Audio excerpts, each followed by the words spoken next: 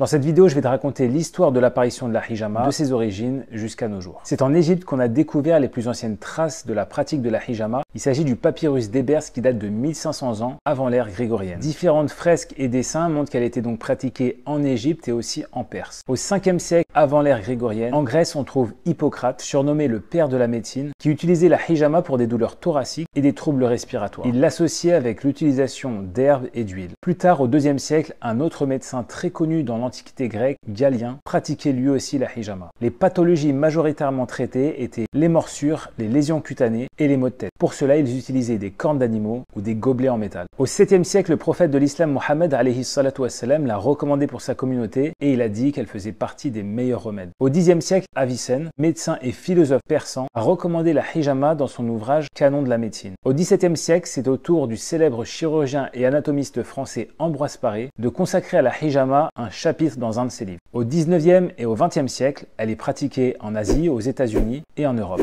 La première moitié du 20e siècle a été marquée par l'essor de l'industrie pharmaceutique qui a eu tendance à faire de l'ombre à la pratique de la hijama. Ce n'est qu'au début des années 2000 qu'elle refait surface et elle suscite un vif intérêt pour les sportifs notamment. Et toi, as-tu déjà essayé la hijama ?